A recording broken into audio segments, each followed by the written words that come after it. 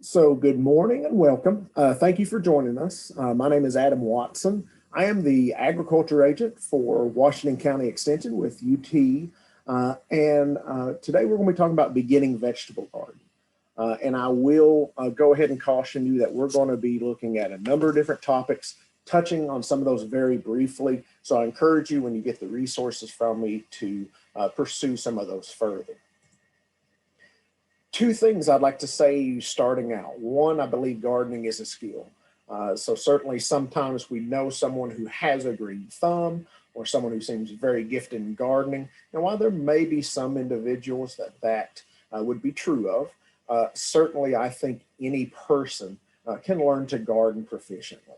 So don't feel that it's something that you can't learn to do, because certainly I think you can learn and have success with gardening. And the other thing, make sure you have fun. If vegetable gardening or any type of gardening isn't fun for you, we're probably doing it wrong. So make sure that you do enjoy your time in the garden and that it's rewarding to you. So one thing that I always like to encourage people to do when it comes with a garden is to plan ahead. So actually plan it out on paper is a really good habit to get into. There's some good reasons to do it. We actually did an entire session on planning your garden. That is recorded on our YouTube channel if you haven't seen that. But you know, one of the big things you have to do up front is establish a goal for your garden. And the reason we want to establish a goal, the reason that we do that is it helps us, one, to figure out what we need to do in the garden and how we're going to do it. So certainly you see a number of goals that are listed on the screen. If we went around the virtual room, we'd have probably that many more that we could add to it. But what it is each one of these goals helps to inform exactly what our actions are in the garden. So certainly if we're only wanting to garden for fresh eating, we're going to do things in a different manner than if food preservation was our goal. And so certainly determining up front what is our end goal we're wanting to accomplish can help us have some success. I always like to stress that a small garden well maintained out yields a large garden that is poorly maintained. Certainly it's easy to get excited and enthusiastic about gardening. Just make sure you don't let that get you into a situation where you're not going to be able to do well with that garden. And the reason is planting is only the first task. And so all the other management practices we have to do in that garden, whether it's pest management for weeds, insects, or diseases, if it's irrigating our garden, harvesting, even preserving what's coming out of our garden, all of those take time. And so making sure that we don't overburden ourselves and create a larger than easily accomplished task is something just to be aware of. Don't let your enthusiasm get the better of you. If you've been in gardening for a while, I'm sure you've probably seen maps like this. This is a plant hardiness map. You know, typically when we're talking about perennials, we would look closely at this map, and this is important. So depending exactly where you are in the Northeast Tennessee area, we're probably anywhere from a 6B to maybe 7A, very much a borderline. And so again, depending where you're at, there's a little bit of variance there. But for our vegetable gardens, what we're primarily worried about is the frost-free period. And so the frost-free period is just the last frost of spring to the first frost of fall. And so the thing to remember about frost-free dates is they are estimates. And what they say is 90% of the time after this date, you will not have a frost event. That can, of course, means that 10% of the time it is possible. And so for our area of Northeast Tennessee, I have chosen May 10th. That may be a little bit conservative. We can certainly find some resources out there that say that the last spring frost may be the first week of May. And certainly there is variances on where you're at. If you're in Mountain City, you're going to push that back even later. So just be aware that's an estimate. It's a rule of thumb. Certainly some years you could have planted things out towards the end of April and not seen a frost at all. Other years you can have a frost even after May 10th. So just be aware it's an estimate. Same thing with the fall frost. Anywhere from October 15th to 21st or so is typically reported. And again, most of the time, that's a good time frame.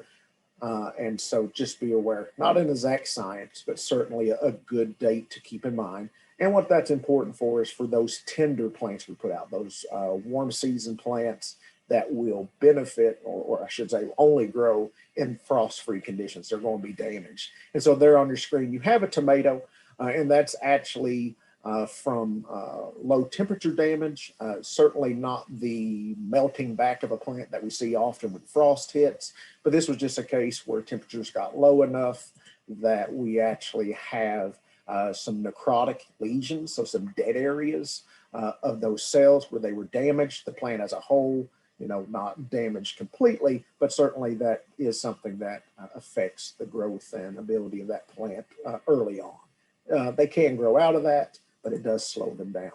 Certainly, if we want to push that envelope and put out some of our more warm season crops early, we can take some precautions with that.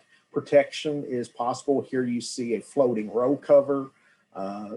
It comes under different names in the trade, Remay, Agribon, others. It's kind of like a very light fabric. It allows for a large amount of light to still pass through.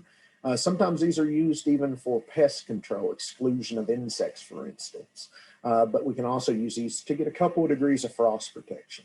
And here you see a proper way to do it where it's capturing the heat that is actually being radiated from the ground. You never want to be in a situation where you see a plant that looks like a wrapped lollipop because you're capturing the warmth of that ground. So we do have to have the ground covered so we can capture that. So we do have some options if we want to push that envelope, and certainly scale becomes important whenever we might use a protection element like this. So just briefly, one reason sometimes folks will do some gardening is on the economic side. And so if you are thinking about doing it from a cost saving standpoint for your food budget, consider those vegetables you're buying most often from the store. Can those actually grow in our area? And does your situation allow you the room to grow those successfully?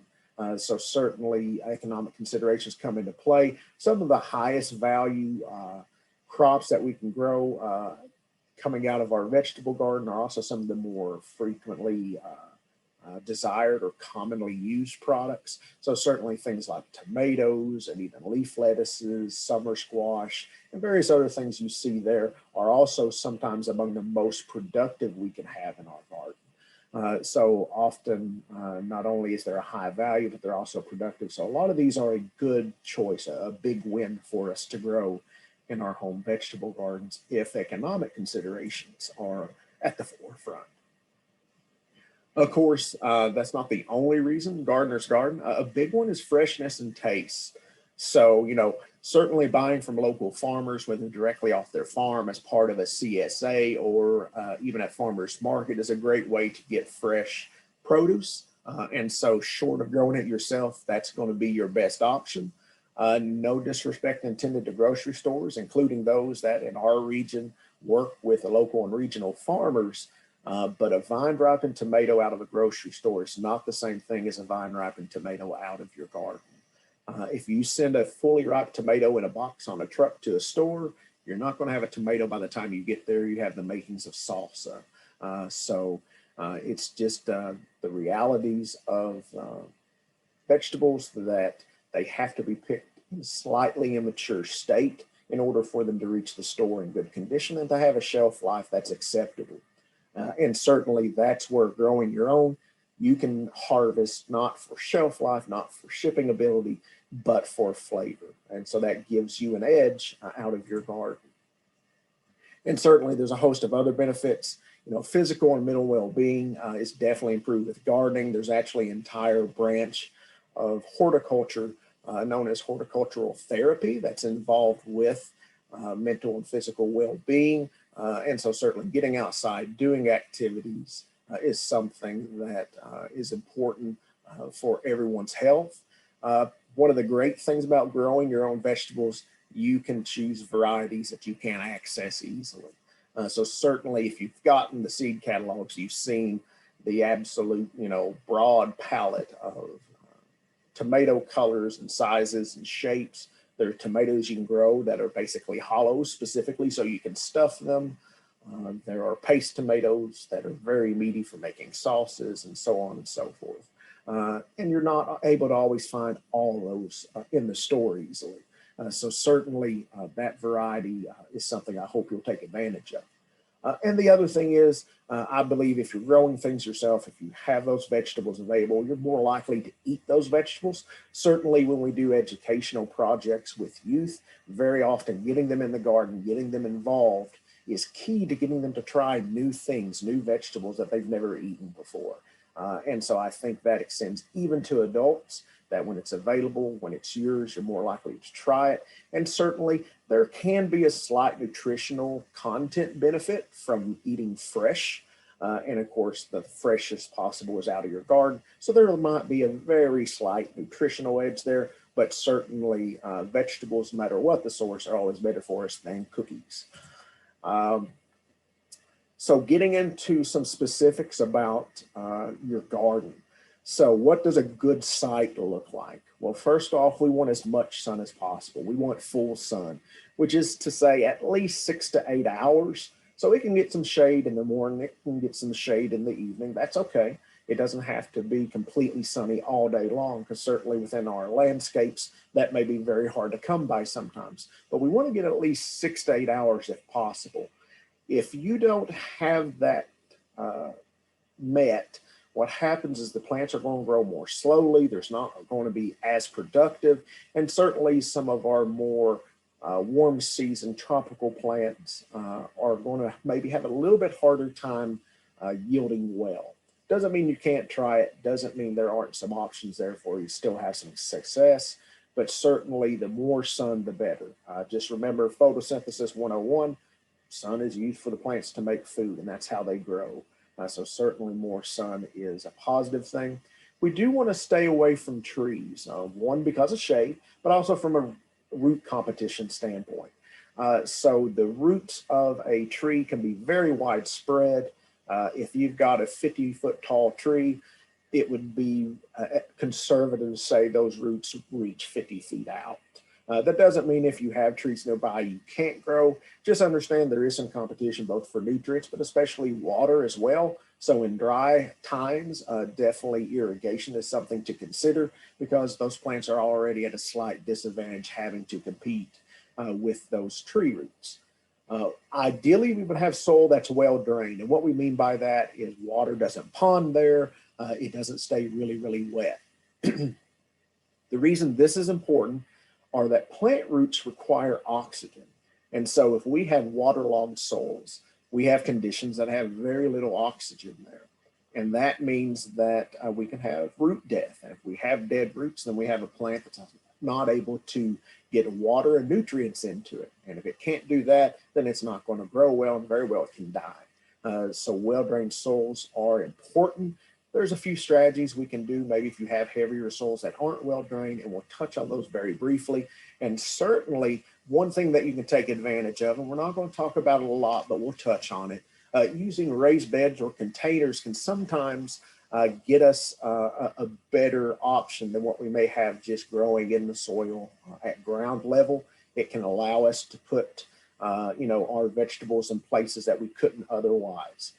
So those are good options. It's not to say raised beds or containers are better than just growing in the ground. Certainly they're not, but sometimes they can be an advantage for us when we don't have site conditions that are exactly what we want. One thing to pay attention to, we want to avoid septic drain fields, those leaching areas for a septic drain field.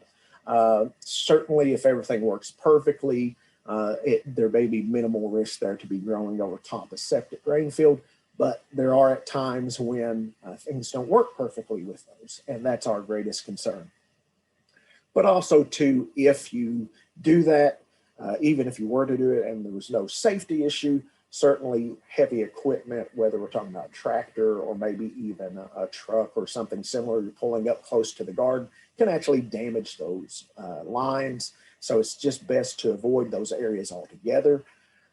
We would prefer that the area be level. It just makes it easier. It reduces some concerns with erosion, for instance, but that doesn't mean that we can't use a slope in there. And certainly in our area, we have a lot of areas that do have slopes and hills, and we can use those. We just have to use a little bit of caution when it comes to how we do it to help protect against erosion. One thing I'd like to encourage you to do is site the garden with consideration for how you're going to irrigate or water that garden. And certainly running hoses is the answer for a lot of home gardeners. And the reason is almost every season, there's at least a period of that season when having access to water would at minimum improve your yield. And in some seasons, it would be basically the difference between having a yield and not having a yield. So access to water, the ability to irrigate is important. The other thing is too, try to site your garden close to your residence. And I realize sometimes people will have property outlying, have a farm or things like that. And certainly you can grow gardens there. But I certainly think that the closer it is to the residence, the more accessible it is on a daily basis, the more likely you are to keep up with some of the tasks you need to in the garden, and the more likely you are to use it. So I encourage you, even if maybe you can't have a full garden where your residence is, even just a small container garden or something like that can oftentimes be a successful venture for you. I mentioned it earlier and I'll say it again, plan out your garden on paper. It can take many forms. It doesn't have to be beautiful or sophisticated.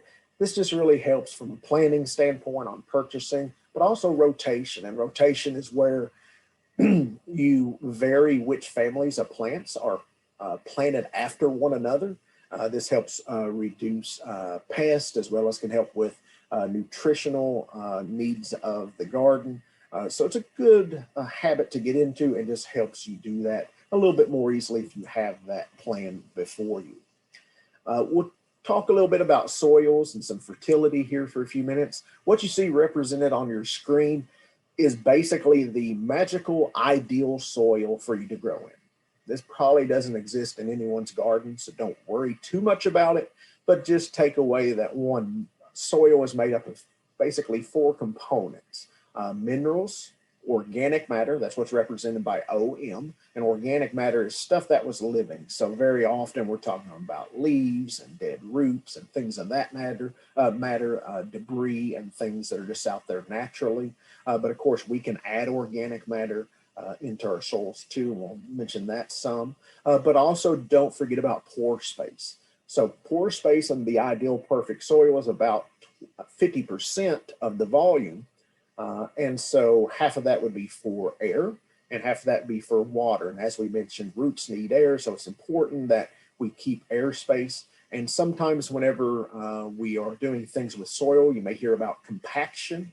Whenever we compact soil, what we are doing is reducing pore space. So we need to be cautious whenever we have wet soil conditions, because soil is more easily compacted then. And so if we're reducing pore space, we're reducing our ability for that soil to retain water, but also air, both of which critical for the growth and health of that plant. I do encourage people to get a soil test, especially if you've never done it before. This is not something you would do every year. For the home garden, if you're doing it every 3 to 5 years, that is going to be sufficient.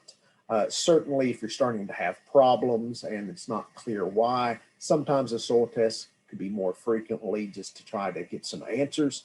But I really like that a soil test allows us to start out and know where we're at with some qualities of that soil that are important. One thing I always stress with folks, do not add lime without a soil test. And we'll talk a little bit about lime, but lime is not a fertilizer. It actually changes some of the chemical properties of soil. It's an awesome tool when we need it. When we don't need it, it can actually create problems. So don't use lime without a soil test ever. Tillage, whenever we're talking about soils, it's important to mention tillage. Certainly establishing garden beds, I think tillage is I won't say absolute necessity, but boy, it's a lot easier. So certainly you can do hand digging methods to establish garden areas, but that is very labor intensive. And so tillage in some form, whether it's a rototiller, whether it's using a plow and disking and things of that nature, that equipment approach certainly is physically easier. Sometimes we may want to remove the sod depending on the size of equipment we have, or if we're digging by hand, we can actually use that sod to patch areas that may have issues elsewhere in the landscape. And what's also good about whenever we till, we can add in various amendments to our soil. So fertilizer, lime, if we have a test, compost or other organic matter can all be incorporated well and spread throughout the soil. And so it's a great tool to use. But tillage also comes with some cautions. So after establishing a garden area, you'd like to till as little as necessary to achieve your goal. And certainly there are times and places when tilling every year is a very good idea. But one of the reasons is tillage can lead to compaction. And I know that sounds counterintuitive, but one of the things to realize is whenever we're tilling, typically we have a maximum depth that's going to be the same every year, because that's what the depth of our tiller is, for instance. And so at the very bottom of that, let's say 8 inches, if you're able to till down to 8 inches, at the very bottom of that 8 inches, we're exerting downward force on the soil. So you can actually get a compacted layer that's called a plow pan. And so we can certainly get it when we're using plows instead of tillage as well. And so that can actually create issues because we have compacted soil there that doesn't allow water or air to penetrate well. And so in the commercial world, in agriculture, there are actually things like chisel plows and things like that that are actually to disrupt that layer, to break that layer. And so certainly that can be a caution, a negative thing that can happen when we're tilling or rototilling. The other thing to be aware of are weed seeds. So when we have weeds go to seed, not every seed that is made that season will germinate the next. So weed seeds have varying dormancy. And so a dormant seed is one that will not grow, even though conditions are suitable for it to grow. And so what that means is every time we till, we are bringing up weed seeds that are stored in what's called the weed seed bank. And those are just seeds that have not germinated yet. And so certainly there are some weeds that the seeds in the soil can last at minimum of decades. And so every time we till, we can be bringing up new seeds, putting them into conditions that suddenly are perfect for germination, and then we get a flush of weeds. So tilling can actually create more weed problems if we're bringing up those weed seeds. Tilling breaks down our organic matter. One thing that when I took, beginning soils in college, the professor stressed, if you remember one thing from this class, remember always preserve organic matter and always increase the organic matter of the soil. Hopefully I've retained a little bit more than that, but the reason is organic matter adds not only nutrition to our soil as it breaks down, but it also allows for greater water holding capacity as well as retention of nutrients. So I always think of organic matter as kind of shelves in the soil. It holds nutrients, it holds water, and it's really good for our soils. The problem is whenever it breaks down faster is we're losing it. And so when we till, we're breaking that up physically, and the smaller particles are able to be broken down faster. And while, yes, that's releasing some nutrition, we're also then losing those other positive aspects. And so as we till, we break that down. And so we're actually kind of degrading our soil at the same time. By the same token, soil structure is broken down by tillage. So soil will form aggregates or structures as it is in good shape and good quality. And what that does, that allows for preferential pass for the flow of water and air into the soil. And so whenever we keep chopping it up fine all the time, we're actually breaking that down. So it actually is not the ideal soil from a soil structure standpoint, that we have this beautiful, finely tilled soil. That soil would actually perform better in some aspects, certainly such as water infiltration and things like that, if it wasn't in such fine pieces, so to speak. So breaking down soil structure is something to be aware of, and something to take into consideration when we have tillage that we're using in the garden. But again, tillage is a good tool. It's not to say we can't use it. So one of the significant aspects of soil that it bears mentioning is soil pH. And so pH is literally the measurement of the hydrogen ions in the soil. It's the measure of how acidic or alkaline soils are. It's on a 0 to 14 scale, with 0 being very acidic, 14 being alkaline. Ideal for most plants is around 6.5. And what's important about it is pH will affect the availability of nutrients. And that's what you see represented in that graph there. So the wider the physical band for these different sorts of nutrients, the more available it is. And so if you see from 6 to 7, a significant majority of those nutrients are, if not at their most available, at least very available relative to other pHs. And so that's why that 6.5 is kind of a goal that we often shoot for. And certainly when you get down lower, there are some crops that need lower pHs, such as blueberries, for instance, and there are some crops that can tolerate lower or higher conditions. But, you know, again, 6.5 is a good goal for us. And this is where lime and sulfur come into play. So what lime does is it makes the soil more alkaline, or it raises the pH. Sulfur, on the other hand, makes the soil more acidic. It lowers the pH. And so certainly there are times when we may want to use one or the other. Blueberries, for instance, most of our native soils are not going to have a pH low enough to keep them happy. So we'd be looking at utilizing sulfur whenever we're establishing those plants to bring that pH down. By the same token, we may have a given area that the pH is already too acidic, too low for the vegetables. So we may want to raise that. And certainly, you know, that 6.5, while maybe ideal, even a range of 5.9 to 6.9, you're going to have good luck in the garden. So just because it's not precisely 6.5 doesn't mean we're going to rush to adjust it.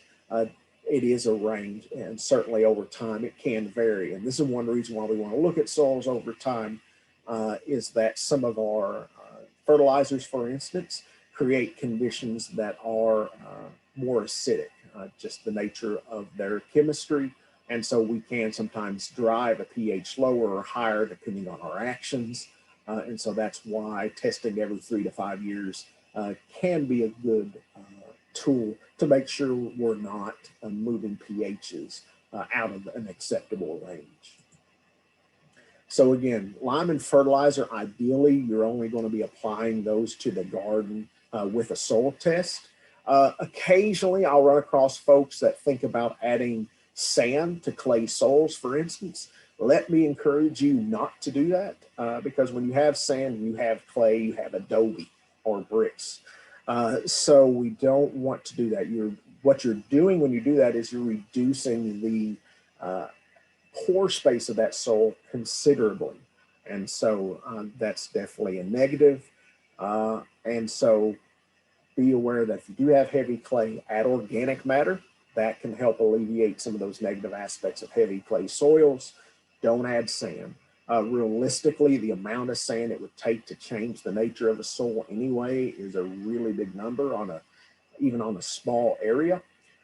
So it's not an effective strategy to begin with, truthfully. But what you can do is in a localized area create some real problems. So do not add sand to clay soil.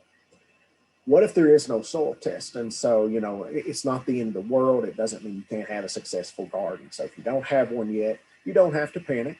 But I would encourage you, if you've never done a soil test in your garden, give it a shot. It's going to give you some information and give you a starting point to know some of the management things you can do. So what we would want to do in that case is to apply nitrogen pre-plant, as well as to look at side dressing nitrogen later in the season. So why am I only talking about nitrogen? Well, whenever we look at soil testing, we actually normally don't test for the amount of nitrogen in the soil. Nitrogen in the soil environment is very fleeting. And what I mean by that, it may be there today, but because all your microorganisms and plants are wanting it, it can be gone tomorrow. So it's extremely hard to get a good number that actually represents what is available for plants. So the basic strategy for nitrogen fertilization is to apply what would be sufficient to meet the needs of the crop. So on average within the garden, about 2 pounds of actual nitrogen per 1,000 square feet would be sufficient. Of course, that probably begs the question, what in the world is actual nitrogen? Well, it comes back to how fertilizers are labeled. So I am unaware of any fertilizer that is 100% anything. And so, for instance, let's say we have a hypothetical fertilizer, and on the bag it's labeled 20, 21, 22. First off, don't go ask for this fertilizer anywhere. It is hypothetical. So you'll probably get some odd looks if you showed up saying you needed a bag of 20, 20, 21, 22. But what those three numbers are referencing are the three macronutrients, and those are nitrogen, phosphorus, and potassium. You'll also hear potassium called potash. And so that fake fertilizer represented on your screen is 20% nitrogen, 20% phosphorus, and 21% phosphorus and 22% potassium. What you look at chemically, though, that the nutrient measurement for phosphorus is P2O5, and the nutrient that's measured for potassium is K2O. The reason those aren't just straight percentages of the element is that back in the day, it was all the rage to express the content of things by burning them or oxidation. And so that's why we have those two represented as oxides. All right. And so what that means when we apply 1 pound of this fictional fertilizer, only 20% of it is actual nitrogen. So to apply 1 true pound of nitrogen, we'd actually be applying 5 pounds of the product. And likewise, based on the percentage of those other nutrients, you could calculate what your actual application of phosphorus or potassium would be. So whenever we talk about 2 pounds of actual nitrogen, we're not saying 2 pounds of fertilizer. We're saying based on the content of that fertilizer, a sufficient amount to reach 2 pounds of actual nitrogen. And so that's why we reference it in that manner. So it's important to make sure you're not under or over applying. And so understand that the content of the fertilizer is important when they're even with the soil test. So we make sure we're actually applying what we think. And so organic matter is something we always want to add to our soils, not only just clay soils, but again, clay soils, it's safe to apply to them, and it's going to ameliorate some of those negative aspects. So this would be everything from composted or even uncomposted manures or bedding. Certainly when we're using uncomposted manures or bedding, we want to use a little bit of common sense when it comes to when we apply, because there is a potential there for a food safety issue. So typically we would look at applying them well in advance of any crop that's going to be in contact with the soil. So, applying these things in the fall to a cover crop, which we'll mention a little bit later, or letting those go through a good composting process is probably preferred. Certainly we can use things like lawn clippings. Just be aware of if there have been herbicide treatments, wood chips, and even leaves are a great source of organic matter. We can use things like hay and straw. With hay particularly, there can be some issues with persistent herbicides. So if you know the source where you're getting your hay from, you can talk about them if they're using herbicides on those fields. Some of those same herbicides can actually persist in manures. So that's also a concern with manure. So if you're sourcing manure from someone, having a conversation about whether or not they were using those classes of persistent herbicides is important. I have run across a couple of instances where people were using manures in the garden and they did have some issues with the carryover of herbicides. It's not extremely common, but it is out there. It is something to be aware We add organic matter again because it improves the soil structure, which helps improves air and water infiltration. It provides organic nutrients as it breaks down, but it also retains nutrients well before it breaks down. And it also improves water holding capacity. So again, organic matter, adding it to our soils is always a good thing. When it comes to soils, a thing to really be cautious with is when we are tilling, we don't want it to be too wet. So if you actually take some of the soil, make a ball with it, and then stick your finger in it, if it falls apart, good, you can till. If it doesn't fall apart, if it holds together, if you're able to poke your finger through it and it doesn't fall apart, then it's too wet. And so what happens if you work the soil, whether it's tillage or plowing or even disking, when it's very wet or too wet to be doing it, it forms clods. It actually forms balls.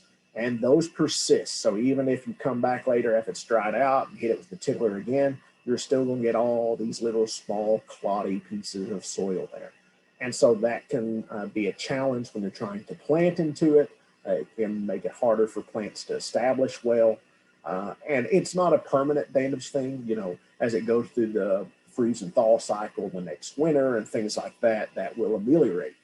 But in that season, it's going to be less than ideal. So certainly pay attention to how wet things are. Sometimes this can be a real challenge because we can have very wet springs or even late winter. So lots of times, even now, as we're starting to dry out after the recent weather, it can be a good time to go ahead and do some tillage in the garden, simply because if it's dried out now, you don't know that it's going to be dried out later, closer to planting time. So you take advantage when you can. A big question for gardeners is, what do I plant? And again, some of that comes down to just what will your family eat, what's a favorite, but I also want you to try something new, something different. I think that is part of the attractiveness, part of the fun of home gardening, is you can do things a little bit different. So whether it's the Romanesco type broccoli that you see displayed in the top picture, or a Kiwano or a jelly melon that you see in the bottom that looks really neat. I've grown the Kiwanos. They don't really have much of a flavor at all. So I don't think you're going to be growing them for a flavor profile per se, but boy, do they look interesting. And they're actually pretty easy to grow too. But, you know, certainly having some fun, doing something different in the garden, I think is part of what we should be doing. So how much should you grow? Well, what's good is we have got some great resources. There's a guide to cool season, spring crops, there's a guide to warm season, and then there's a fall garden guide. And what each of those have in it are these charts. And so it has great information in it, and it includes yield per 100-foot row. So you can actually, of course, do the math, come back and figure out, you know, per foot or per 10 feet, what sort of yield you're getting. So again, if you are talking about growing for fresh harvest, you're not going to grow 100 feet of something all at once unless you're planning on feeding a large group of people, because you don't want everything to come into maturity or ripeness and be ready for harvest at the same time. However, if you're canning, that may be exactly what you do. Also, you know, among the other things is, when do you plant? The one thing I'll caution about these publications, it does have a planting interval. That interval covers the entire state of Tennessee. So certainly the earliest dates are appropriate for Western Tennessee, which is warmer earlier. And so we would be more to the middle and half of those dates. So certainly from the midpoint on to the end would be appropriate for planting in our area. There may be some slight variances to that, but that would be a safe approach to it. And another source of information to view for planting information is the calendar. That's also going to be included in your links. And one of the things that it does well is it does actually group the regions. So we have the western regions with this sort of melon pinky color. The middle Tennessee region is the blue, and the yellowish color is actually Eastern Tennessee. So you will see that, you know, what's appropriate for our region, focus in on those yellowish blocks. So that's a good one to supplement the other references with. we are going to be having a class on growing transplants. Again, one of the big reasons I think this is great for a homeowner to give a try is you can grow any variety you want. And so sometimes it's easy to find some of the standard colors, shapes, and sizes, and you're able to grow your own transplants. You get to do whatever you want. And so that's some of the fun. We like using transplants in the garden, and not everything is transplanted, but for those that are, it allows us to get a little bit earlier harvest because literally we're starting that plant growing earlier in the season. And so we're growing indoors, typically, maybe in a greenhouse or another structure. And so that's why we do it. I will caution that, you know, the challenge with transplants is there sufficient lighting? So supplemental lighting, I would say, is nearly a requirement. You can grow seedlings or transplants without supplemental lighting, but the quality of the plant is not going to be quite as good as if we can add some supplemental lighting. One big key, don't keep those seedlings constantly wet. Allow them to dry out. They stay wet, we're going to see more disease problems. An additional thing, make sure you harden those transplants off prior to planting them in the garden. And hardening off is just a period where you're setting them outside, getting them exposed to the intensity of the sun outdoors, as well as the less humid conditions. You know, we have a very controlled environment indoors. And so if we take a plant and just throw it outside with no transitioning, we're liable to see some damage to that plant and some transplant shock associated with it. So it's less likely just to take off and grow well. So we definitely want to harden those. We can grow outdoors. There's a lot of methods for this. You don't have to have a true greenhouse. There are things like cold frames or hotbeds, which basically is a heated cold frame. Sometimes those are heated with heat lamps. There are also cables that you can put underneath the soil as a heat source. And so that's a little bit older technology, cold frames are, but certainly there's something that still work well even today. You will note in the picture there, the lid of the cold frame is propped open. That is critically important because on bright sunny days, even when it's cool out, you can absolutely cook plants just because of the greenhouse effect. So it is important to be able to be around to manage cold frames, but they can be a good tool. And that may be something you want to look at. Certainly, a number of things we grow in the garden don't require transplants, and so we can direct sow them or grow them from seed. This would even include some things like tomatoes that we ordinarily do buy transplants for or grow our own, but quite honestly, you can direct seed them as well. And so, you know, there is some variability with some of the crops that we may be growing. So one of the things we want to do is make sure that when we're planting, there's enough moisture in the soil that the seeds can actually do what they need to do to germinate, but not too wet. And so very wet soils are not something we would like to plant into. Again, a lack of oxygen and things like that create problems. It is sometimes important, and I think it's worth the effort, to plant in straight rows or straight furrows. And sometimes that means utilizing stakes and string. This isn't about aesthetics. Maybe it's more pleasing to the eye, but it's really about management. So if you're planting in a straight row, it's much easier if you are going to use something like a rototiller to till between rows. But even if you're using a rake or a hoe to do weed control, when things are nice and straight, it's a lot faster and easier than if you're having to move in and around a bunch of plants that are really scattered within the rows. So straight rows is actually to your benefit. When you do plant those seeds, you want to make sure that you cover them with soil, not too deeply. Certainly a lot of the seeds we grow by direct sowing are larger, so you know they're a little bit less sensitive to that than some small seeded crops, but too deep can create problems. We want to lightly tamp it down. So sometimes actually stepping on the soil after we've planted seeds is very appropriate.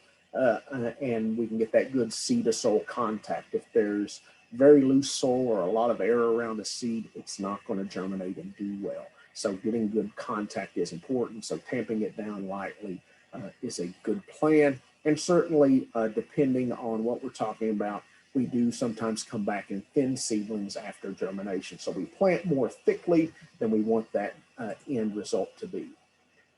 And so the next several slides, we're going to go through them a little bit quickly. And it's just to give you an idea of some things you can do with less space in your garden. This isn't to say that any of these are better than growing in the ground like you normally would. It's just that these are some strategies to maximize the productivity of your space. So one of the very easy ones is wide row planting. And so all it is doing more than a single plant in a row. Typically in gardens, you'd want to make the bed no wider than what you can reach to the middle. So 3 feet is often a good size for these beds. And then that way you can get across most of the bed from one side or the other. The reason wide row planting is good for small spaces is you're reducing the amount of walkway space. So you have less wasted room, so to speak, in the garden. Here you see a twin row of kale where there's actually 2 rows of kale. So the spacing is based basically on the size at maturity. You want them touching each other at maturity. Raised beds, something that can be great to use, but there's also, I think, a little bit of a challenge with them. What's good about them is it getting you up off of the ground level. So certainly if mobility is an issue, this can really help make gardening more accessible for those that may have physical limitations. We can raise beds very high if we want to and make that much more available to everyone. We can do some significant improvements to soil. So adding amendments and doing things like that, we can really change the nature of the soil we're dealing with to where it doesn't represent the native soil nearly at all. These are great for improving drainage because we're raising it. Gravity has a greater influence on the flow of water out of that soil. So even if it was a soil that tried to pond water before or really have poor drainage, we actually see great drainage whenever we create a raised bed. But they dry out faster, and so that means irrigation is more important. Certainly aesthetics can be just absolutely top-notch with raised beds. We can match, whether it's brick or things like that already existing in the landscape. And so you can see some absolutely stunningly beautiful raised beds. But I think there are some challenges. One of them is cost. So what does it cost to actually establish that bed, to buy those materials? Certainly, if anyone's went and purchased lumber lately, lumber has increased significantly in price, even in the last 12 months. The other thing is sourcing that soil material. If you're not using the native soil on site, that can be an additional cost, and as well as additional just challenge of bringing that into the area. So certainly raised beds are good. I wouldn't say they are better than just gardening in the native soils, but they can give us some advantages. Intercropping is a strategy we can use where we're planting different vegetables basically side by side, and we're taking advantage of their natural differences. So that can be how quickly they reach maturity, their growth habits or rooting depths. So one of those is you plant corn first, and then you can plant pole beans. And pole beans are those that want to climb. They want to send out long vines. They're not a bush type bean. And so the pole beans are then able to grow up the corn stalks as a support.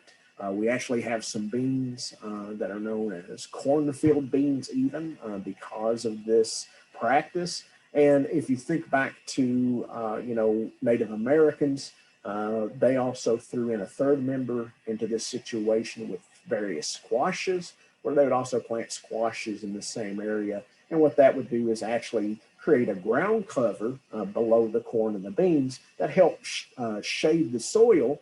And what's important about that is that can reduce the growth of weeds and actually prevent some weeds from germinating. So certainly the three sisters, as it's referred to from Native American practices, is something that would be an example of intercropping. Certainly there's other practices using things like lettuce or radishes that are very quick to maturity or harvest, and planting those in between or around other garden vegetables. Succession planting is a little bit different take on it. This is something where basically you're growing in the garden, and once you make that harvest of something, you would immediately put something back into that place to start growing. So it's about turning over that space multiple times in the growing season to get the maximum productivity. This is really good because we can have basically a 3-season garden in our region. We can have the earliest spring crops that are cool season, then our main growing season, and then even a fall garden. So we can really take advantage and kind of have a 3-crop period depending on what varieties we're growing. If you've ever heard of the square foot gardening method, and that was that very first slide on this section was represented with that, that would be an implementation of succession planting where you have a very regimented approach. And as each crop finishes, you put in another crop to grow. There is a little bit of a caveat with any of these where we're turning the space over frequently or where we have more plants in a smaller area. And that is to say that, nutrient as well as water demands are higher. So every time we take a harvest out of our garden, we're removing nutrients. And so we want to make sure that we're putting nutrients back so we don't get into a situation where we're depleting the soil of nutrients. So be aware, the more frequent harvest out of a given area, the more that you need to be concerned with adding nutrients back. And then certainly vertical growing, utilizing trellises in any form or fashion is a great way to take advantage of space because you're taking those plants upright rather than allowing them to grow horizontally. And so it's a space saver. It also can mean that we have cleaner produce and that it's actually easier to pick. So growing on vertical structures is great. Certainly the go-to method for a lot of our more vining crops. And some of these, we wouldn't put on a truly straight up and down vertical structure, so to speak, but even an inclined structure that allows it to crawl up it can give us very good results. Here's a few examples. Some of these are a little more traditional. So utilizing something like bamboo in the garden is certainly good. I would say that I would fear that with these bean plants that this structure is not robust enough. So if you're growing on trellises, if you're using structures in the garden, you will have those collapse sometime. It definitely happens. And so just be aware to build them as sturdy as possible. Middle picture is a great example of reusing what you have. It's an old bed spring for a trellis, and then actually an old canoe for a planting container. I've used this picture before. I've said it. I'll not be responsible if the homeowners association comes visiting if you use this as your garden. I just give ideas. And then, of course, lastly, utilizing concrete reinforcing wire as a tomato cage, something we see very often and very successful. Another strategy we can do, and this goes back to utilizing our sloped areas we may have, is terracing or stair-step planting. So certainly terracing is used around the world when there's those non-flat areas to grow.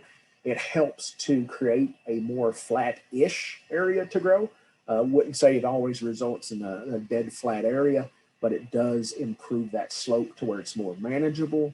And it can be very formal, like you see here represented on a Peruvian island, where there's very delineated areas, and certainly it's been like that for many years. You can improve it with structure to where maybe you do retaining, whether it's with lumber, with stone, whatever, or it can be a little more just building up a bed in the area. So just shaping the soil some to get some of those same benefits. It works well lots of times with smaller plants just because it means less earth moving for us. So certainly there are some options with terracing that can allow us to use areas that otherwise we may not be able to use. Mentioned it earlier, containers can be a great way to put plants in areas we otherwise couldn't grow. So, you can use commercial potting mixes. You can mix your own. Honestly, the commercial potting mixes are more convenient. And so there's definitely maybe a slight advantage to using those. You can use any kind of containers. One thing I will say, if you have a very large container that is larger than what you actually need for the plants you're putting in there, you can put things in the bottom of those containers to fill space. So, you know, packing peanuts, sometimes putting a garbage bag is one way to fill up a large area in large containers. Milk jugs filled with water or maybe even empty. Even leftover, you know, things like cell packs and things like that that transplants came in can all be used to fill some of that space and also reduce some weight. So sometimes, depending on the container and the plants, we may want to reduce some weight so we can more easily move that container. And it also reduces the amount of growing media that we need in there. We would never want to use just soil out of the garden. It's not going to work well in containers because it's a very different environment. And so always utilizing a mix, whether our own or a commercially available one, is the strategy there for success. One thing I will mention, don't add gravel to the bottom of a pot to improve drainage. It does not improve drainage because it has to do with how water flows from small pore space to large pore space. If we need to ballast a pot, if we need to put weight in the bottom of a pot, then certainly utilizing gravel to do that can be beneficial. Sometimes if we have a top heavy plant, that's critically important depending on the pot we're using. And so certainly ballast is acceptable use for gravel, but do not add gravel to improve drainage. And that's kind of a myth we see often out there. I mentioned it before, irrigation is important, I think, for the home garden. It's not necessarily critical, but it can really be an advantage to have it. So vegetables need about 1 inch of water per week. And so that's on average. Certainly when they're very young, they're using less than that. When they're closer to maturity and larger, they're using more than that. So you can actually use a rain gauge there in your garden just to kind of see what sort of precipitation you're getting. If we are watering, we'd like to water in the morning if possible, just because one, if we are wetting the plant with our watering method, that will allow that plant to dry out faster because we don't want plants staying wet. That increases disease problems. So when possible, we actually don't want to wet the plant at all. So utilizing soaker hoses or drip irrigation and things like that is kind of a best practice. But if we are going to be in a situation where it's more overhead type, so whether it's a wand on a hose or an overhead sprinkler, do that in the morning so as the day heats up, those plants dry faster. And again, for efficiency's sake, but also for reducing conditions that could lead to disease, water the soil, not the plant. Plants don't drink through their leaves. They drink through their roots, so water that soil. Weed control, we've got some good options. Certainly the most accessible is, hand, whether it's pulling or utilizing tools to do so. Mechanical, whether we're utilizing, tillage or any other sort of tractor implements to do so, can work well. Mulching is a big one. I encourage people to use mulch. We get a multitude of benefits from it, particularly whenever we're utilizing organic mulches that add all those aspects of organic matter into the soil once we turn those under. Herbicides can be used. There are some options out there. It can be tricky depending on which products we're trying to use. So we have to use those carefully. We have to read and follow all the label directions and make sure that we are doing a good job with utilizing those. One of the big things with weeds, and we talked about it earlier, don't let them go to seed, because when you do, you want to have literally years of potential weeds coming back. Something that can be useful is when we have garden borders, keeping those weed free. So whether it's mowing it every few weeks, certainly this doesn't have to be manicured, depending where it's at in your landscape, but just keeping those plants from going to seed, whether we're mowing or using string trimmers, weed eaters, can be a great strategy to do that. If we are utilizing things like manures, make sure they're well composted, because weed seeds can pass through the digestive system of animals intact. And so if it's not been through a proper composting process that reaches a high enough temperature, we can be importing weed seeds into our garden with that manure. Mulching, I mentioned, is a really great tool. It helps control weeds. It conserves soil moisture. It reduces erosion. It can keep our vegetables cleaner. So really, there's not a downside to most mulches. There are different types. Certainly the organic mulches give us that benefit that whenever they break down or whenever we turn them into the soil, we're getting that inclusion of organic matter into the soil, which is always a good thing. There certainly are synthetics that we can use, like plastics or the landscape type fabric varieties that can be reused from year to year. Those give us some of those very same benefits, and they're reusable. They don't give us the benefits of improving the soil through incorporation, though. One thing to mention on fertilizing, we talked about pre-plant, that 2 pounds of nitrogen per 1,000 square feet. Another thing to be aware of is side dressing crops. Side dressing is where we're coming back later in the season and actually applying fertility then, so it's available when demand grows, because we don't want to put out a huge amount of fertilizer early in the season and lose some of that to various things such as runoff or ground infiltration, etc. So within one of the resources I'm sending you, there is the recommendations for side dressing vegetable crops. Take a look at that. This really helps you get the best yield out of your garden. So if you've not been doing this, and sometimes people will do this by using like water-soluble fertilizers, such as Miracle-Gro or other type products, that could be another strategy to accomplish this, where you're providing fertilization throughout the growing season.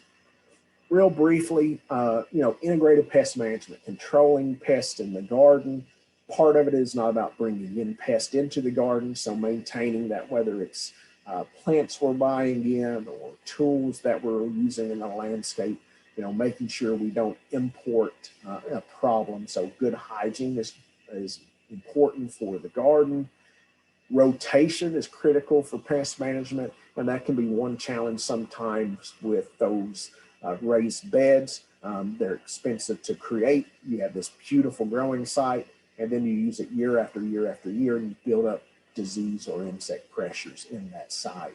And so that's a challenge sometimes with raised beds.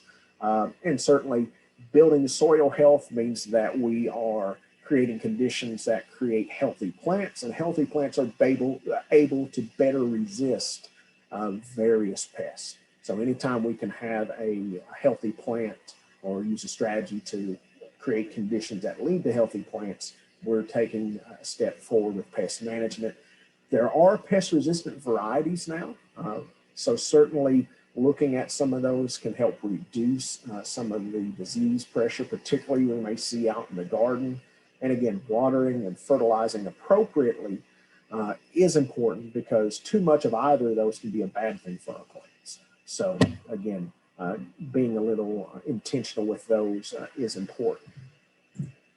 So cover crops, I mentioned it before. A cover crop is basically a crop that we put into the garden. We're not harvesting it directly, but we're using it to do everything from protect the soil from erosion. It's a source of organic matter when we turn it under, whenever we kill it later.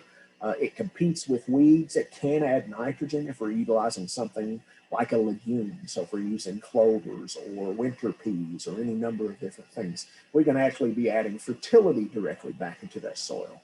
It can also help work as a rotation crop to help prevent the buildup of those pests. So it can be an interrupting crop, which is sometimes useful. And so with that, we'll yield for questions.